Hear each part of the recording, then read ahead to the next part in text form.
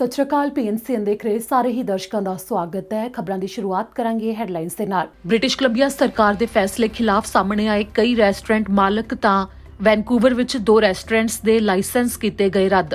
Canada ਵਿੱਚ ਆਉਣ ਵਾਲਿਆਂ ਦੇ ਲਈ ਹੋਟਲ ਕੁਆਰੰਟਾਈਨ ਦੀ ਹਦਾਇਤ ਦੇ ਉੱਤੇ ਕਈ ਕੈਨੇਡਾ ਵਾਸੀ ਨਾਰਾਜ਼।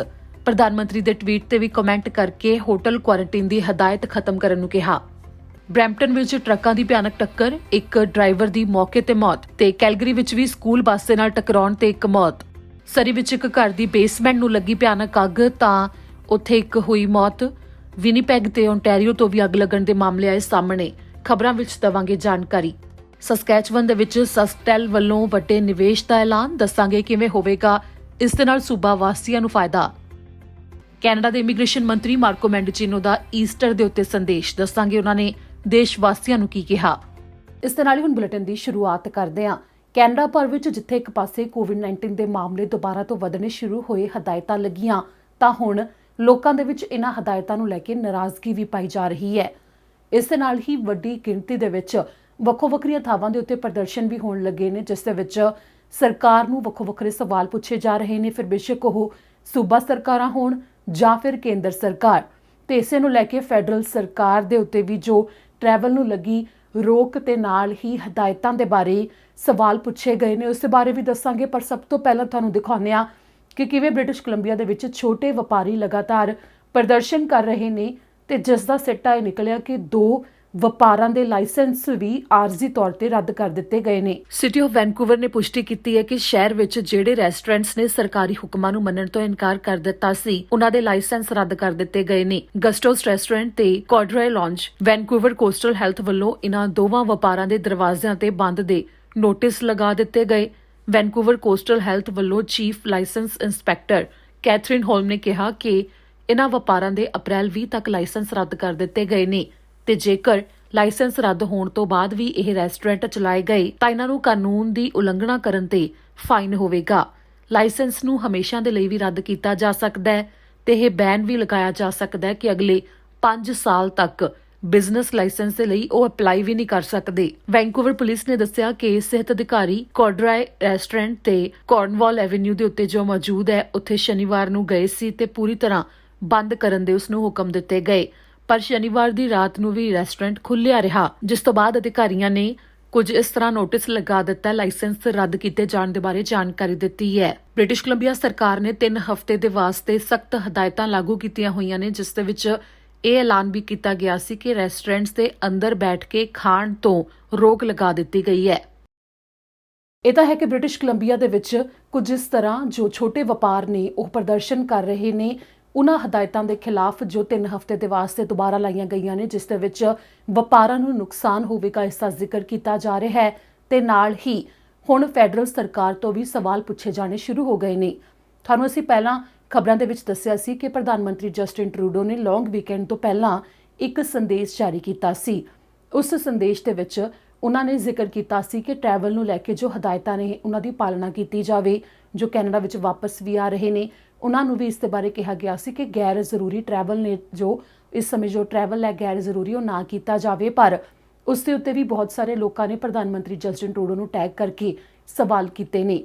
ਇੱਕ ਪਾਸੇ ਅਮਰੀਕਾ ਨੇ ਇੱਕ ਫੈਸਲਾ ਸੁਣਾਇਆ ਜਿਸ ਦੇ ਵਿੱਚ ਜਿਨ੍ਹਾਂ ਦੇ ਕੋਵਿਡ-19 ਦੇ ਟੀਕੇ ਲੱਗ ਗਏ ਨੇ ਉਹ ਟਰੈਵਲ ਕਰ ਸਕਦੇ ਨੇ, ਕੁਝ ਇਸ ਤਰ੍ਹਾਂ ਦਾ। ਤੇ ਨਾਲ ਹੀ ਕੈਨੇਡਾ ਦੇ ਵਿੱਚ ਇਸ ਸੰਬੰਧੀ ਹੁਣ ਮੰਗ ਉੱਠਣ ਲੱਗੀ ਹੈ, ਜਿਸ ਦੇ ਵਿੱਚ ਜਿਹੜੇ ਅਮਰੀਕਾ ਦੇ ਵਿੱਚ ਕੈਨੇਡੀਅਨ ਰਹਿ ਰਹੇ ਨੇ ਉਹ ਜਦੋਂ ਕੈਨੇਡਾ ਵਾਪਸ ਆਉਣ ਦਾ ਜ਼ਿਕਰ ਕਰ ਰਹੇ ਨੇ ਤਾਂ ਉਹਨਾਂ ਦਾ ਕਹਿਣਾ ਹੈ ਕਿ ਉਹ ਕੈਨੇਡਾ ਵਿੱਚ ਆ ਕੇ 3 ਦਿਨ ਹੋਟਲ ਦੇ ਵਿੱਚ ਕੁਆਰੰਟਾਈਨ ਨਹੀਂ ਕਰਨਾ ਚਾਹੁੰਦੇ, ਕਿਉਂਕਿ ਉਹਨਾਂ ਵਿੱਚੋਂ ਕਈਆਂ ਨੇ ਤਾਂ ਕੋਵਿਡ-19 ਦੇ ਟੀਕੇ ਵੀ ਲਗਵਾ ਲਏ ਨੇ, ਤਾਂ ਫਿਰ ਵੀ ਉਹਨਾਂ ਨੂੰ ਕੁਆਰੰਟਾਈਨ ਕਿਉਂ ਕਰਨਾ ਪਵੇਗਾ, ਇਸ ਨੂੰ ਲੈ ਕੇ ਸਵਾਲ ਚੁੱਕੇ ਜਾ ਰਹੇ ਨੇ।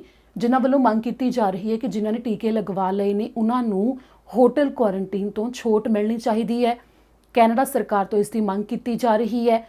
ਤਾਂ ਦੂਜੇ ਪਾਸੇ ਇੰਟਰਨੈਸ਼ਨਲ ਜਿਹੜੇ ਟਰੈਵਲਰ ਨੇ ਉਹ ਵੱਖੋ ਵੱਖਰੇ ਪੱਧਰ ਦੇ ਉੱਤੇ ਇਸ ਸਮੇਂ ਮੰਗ ਕਰ ਰਹੇ ਨੇ, ਤਾਂ ਛੋਟ ਦੀ ਮੰਗ ਇਸ ਸਮੇਂ ਜੋ ਕੀਤੀ ਜਾ ਰਹੀ ਹੈ ਕਿ ਹੋਟਲ ਕੁਆਰੰਟਾਈਨ ਦੀ ਹਦਾਇਤ ਨੂੰ ਹਟਾਇਆ ਜਾਵੇ, ਕਿਉਂਕਿ ਉਸ ਨੂੰ ਵਾਧੂ ਦਾ $2000 ਦਾ ਖਰਚਾ ਉਹਨਾਂ ਵੱਲੋਂ ਦੱਸਿਆ ਜਾ ਰਿਹਾ ਹੈ। ਜਿਨ੍ਹਾਂ ਕਿਹਾ ਕਿ ਜਦ ਕਿ ਉਹ ਘਰਾਂ ਦੇ ਵਿੱਚ ਕੁਆਰੰਟਾਈਨ ਕਰ ਸਕਦੇ ਨੇ ਤਾਂ ਉਹਨਾਂ ਦੇ ਵਾਸਤੇ ਲਾਜ਼ਮੀ ਕਿਉਂ ਕੀਤਾ ਗਿਆ ਕਿ ਕੈਨੇਡਾ ਵਿੱਚ ਆਉਣ ਦੇ ਉੱਤੇ ਉਹਨਾਂ ਨੂੰ 3 ਦਿਨ ਹੋਟਲ ਦੇ ਵਿੱਚ ਰਹਿਣਾ ਪਵੇਗਾ। ਪਰ ਇੱਥੇ ਵੀ ਹੈ ਕਿ ਜਿਹੜੇ ਲੈਂਡ ਬਾਰਡਰਸ ਦੇ ਰਾਹੀਂ ਆ ਰਹੇ ਨੇ ਉਹਨਾਂ ਦੇ ਵਾਸਤੇ ਹੋਟਲ ਕੁਆਰੰਟਾਈਨ ਦੀ ਹਦਾਇਤ ਲਾਗੂ ਨਹੀਂ ਹੁੰਦੀ, ਪਰ ਕੋਵਿਡ-19 ਦੇ ਟੈਸਟ ਜ਼ਰੂਰ ਹੋ ਰਹੇ ਨੇ। ਤੇ ਜਿਹੜੇ ਕੋਵਿਡ-19 ਦੇ ਟੈਸਟ ਦੀ ਰਿਪੋਰਟ ਹੈ ਉਸ ਨੂੰ ਦੇਖ ਕੇ ਹੀ ਬਾਰਡਰ ਤੋਂ ਐਂਟਰੀ ਦਿੱਤੀ ਜਾ ਰਹੀ ਹੈ।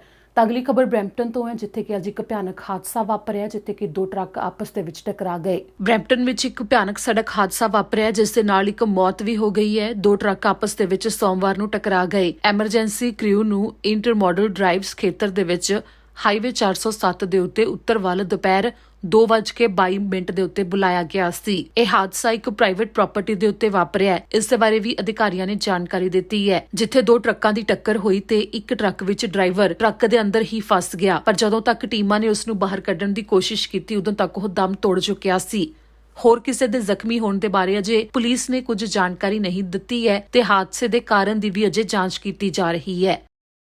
ਤਾਂ ਉਧਰ ਕੈਲਗਰੀ ਦੇ ਵਿੱਚ ਵੀ ਅੱਜ ਇੱਕ ਹਾਦਸਾ ਵਾਪਰਿਆ, ਜਿਸ ਦੇ ਬਾਰੇ ਪੁਲਿਸ ਨੇ ਜਾਣਕਾਰੀ ਦਿੱਤੀ ਹੈ।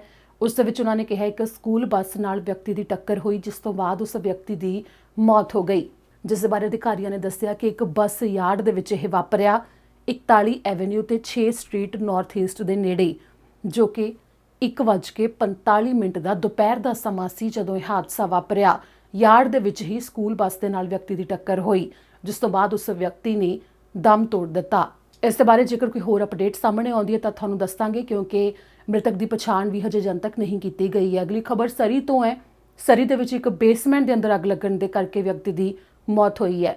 ਸਰੀ ਫਾਇਰ ਤੇ ਰੈਸਕਿਊ ਸਰਵਿਸਿਜ਼ ਤੇ ਨਾਲ ਹੀ ਸਰੀ RCMP ਨੂੰ ਸੋਮਵਾਰ ਦੀ ਸਵੇਰ ਨੂੰ ਇੱਕ ਅੱਗ ਲੱਗਣ ਦੇ ਮਾਮਲੇ ਦੀ ਜਾਣਕਾਰੀ ਦਿੱਤੀ ਗਈ, ਜਿਸ ਦੇ ਬਾਰੇ ਉਹਨਾਂ ਨੂੰ ਪਤਾ ਲੱਗਿਆ ਕਿ ਇੱਕ ਬੇਸਮੈਂਟ ਦੇ ਵਿੱਚ 96 ਐਵੇਨਿਊ ਤੇ 117B ਸਟਰੀਟ ਦੇ ਉੱਤੇ ਘਰ 'ਚ ਅੱਗ ਲੱਗੀ ਸੀ, ਜਿਸ ਤੋਂ ਬਾਅਦ ਉੱਥੇ ਇੱਕ ਮੌਤ ਵੀ ਹੋਈ ਹੈ। ਇਹ ਘਰ ਡੈਲਟਾ ਬਾਰਡਰ ਦੇ ਉੱਤੇ ਮੌਜੂਦ ਹੈ, ਜਿਸ ਕਰਕੇ ਡੈਲਟਾ ਫਾਇਰ ਡਿਪਾਰਟਮੈਂਟ ਪਹਿਲਾਂ ਪਹੁੰਚ ਗਿਆ ਮੌਕੇ ਦੇ ਉੱਤੇ ਤੇ ਫਿਰ ਸਰੀ ਫਾਇਰ ਤੇ ਰੈਸਕਿਊ ਸਰਵਿਸਿਜ਼ ਵੀ ਉੱਥੇ ਪਹੁੰਚੇ ਤੇ ਉਹਨਾਂ ਨੇ ਵੀ ਮੌਕੇ ਦੇ ਉੱਤੇ ਪੁਸ਼ਟੀ ਕੀਤੀ ਕਿ ਇੱਕ ਵਿਅਕਤੀ ਦੀ ਮੌਤ ਹੋਈ ਹੈ, ਜਿਸ ਨੂੰ ਕਿ ਬਾਹਰ ਜਦੋਂ ਤੱਕ ਕੱਢਿਆ ਗਿਆ ਉਦੋਂ ਤੱਕ ਉਸ ਦੀ ਜਾਨ ਜਾ ਚੁੱਕੀ ਸੀ। ਜਿਸ ਵਿਅਕਤੀ ਦੀ ਪਛਾਣ ਅਜੇ ਜਨਤਕ ਨਹੀਂ ਕੀਤੀ ਗਈ ਹੈ ਤੇ ਇਸ ਦੌਰਾਨ ਉਹਨਾਂ ਇਹ ਵੀ ਕਿਹਾ ਕਿ ਅੱਗ ਲੱਗਣ ਦੇ ਕਾਰਨ ਦੇ ਬਾਰੇ ਤਾਂ ਉਹਨਾਂ ਨੂੰ ਹਜੇ ਪਤਾ ਨਹੀਂ ਲੱਗਿਆ। ਬੇਸਮੈਂਟ ਦੇ ਵਿੱਚ ਅੱਗ ਲੱਗਣ ਦੇ ਕਰਕੇ ਕਾਫੀ ਨੁਕਸਾਨ ਹੋਇਆ ਸੀ ਤੇ ਧੂਏ ਦੇ ਕਰਕੇ ਘਰ ਦੇ ਉੱਪਰਲੇ ਹਿੱਸੇ ਨੂੰ ਵੀ ਨੁਕਸਾਨ ਪਹੁੰਚਿਆ, ਜਿਸ ਦੇ ਉੱਤੇ ਪੁਲਿਸ ਅਧਿਕਾਰੀਆਂ ਨੇ ਕਿਹਾ ਕਿ ਜਾਂਚ ਜਾਰੀ ਹੈ ਤੇ ਇਸ ਮਾਮਲੇ ਉੱਤੇ ਜੇਕਰ ਕੋਈ ਹੋਰ ਅਪਡੇਟ ਸਾਹਮਣੇ ਆਉਂਦੀ ਹੈ ਤਾਂ ਨਾਲ ਹੀ ਉਹ ਦੱਸਣਗੇ। ਵਿਨੀਪੈਗ ਦੇ ਵਿੱਚ ਵੀ ਅੱਗ ਲੱਗਣ ਦਾ ਮਾਮਲਾ ਇੱਕ ਵਾਪਰਿਆ। 1 ਘੰਟੇ ਦੇ ਕਰੀਬ ਮੁਸ਼ੱਕਤ ਤੋਂ ਬਾਅਦ ਜਦੋਂ ਅੱਗ ਦੇ ਉੱਤੇ ਕਾਬੂ ਪਾਇਆ ਵੀ ਗਿਆ ਤਾਂ ਫਾਇਰ ਫਾਈਟਰਸ ਦੇ ਵਿੱਚੋਂ ਇੱਕ ਫਾਈਟਰ ਜ਼ਖਮੀ ਵੀ ਹੋ ਗਿਆ।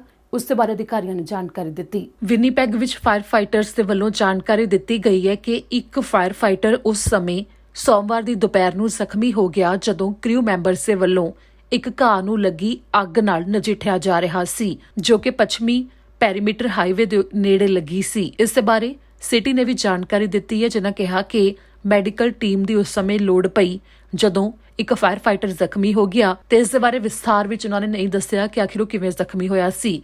ਇਸ ਦੌਰਾਨ ਵਿਨੀਪੈਗ ਫਾਇਰ ਪੈਰਾਮੈਡਿਕ ਸਰਵਿਸ ਦੇ ਵੱਲੋਂ ਕਿਹਾ ਗਿਆ ਹੈ ਕਿ ਚਾਰਲਸਵੁੱਡ ਰੋਡ ਦੇ ਪਿੱਛੇ ਇੱਕ ਜੰਗਲੀ ਖੇਤਰ ਹੈ, ਜਿੱਥੇ ਕਿ ਘਾਹ ਨੂੰ ਅੱਗ ਲੱਗੀ ਸੀ। ਦੁਪਹਿਰ ਨੂੰ 2:20 ਦਾ ਸਮਾਂ ਸੀ। ਜਦੋਂ ਤੱਕ ਉੱਥੇ ਕ੍ਰਿਊ ਪਹੁੰਚੀ ਤਾਂ ਅੱਗ ਕਾਫੀ ਜ਼ਿਆਦਾ ਫੈਲ ਚੁੱਕੀ ਸੀ, ਜਿਨ੍ਹਾਂ ਕਿਹਾ ਕਿ ਕੁਝ 100 ਮੀਟਰ ਤੱਕ ਅੱਗ ਫੈਲ ਚੁੱਕੀ ਸੀ, ਜਿਸ ਤੋਂ ਬਾਅਦ 1 ਘੰਟੇ ਦੇ ਕਰੀਬ ਸਮਾਂ ਲੱਗਿਆ ਤੇ ਅੱਗ ਦੇ ਉੱਤੇ ਕਾਬੂ ਪਾਇਆ ਗਿਆ। ਓਨਟਾਰੀਓ ਵਿੱਚ ਇੱਕ ਅਪਾਰਟਮੈਂਟ ਇਮਾਰਤ ਨੂੰ ਅੱਗ ਲੱਗਣ ਦਾ ਮਾਮਲਾ ਸਾਹਮਣੇ ਆਇਆ, ਜਿਸ ਦੇ ਵਿੱਚ ਉਸ ਇਮਾਰਤ ਦੇ ਹੇਠਾਂ ਇੱਕ ਵਪਾਰ ਸੀ ਤੇ ਉੱਪਰ ਅਪਾਰਟਮੈਂਟ ਸਨ।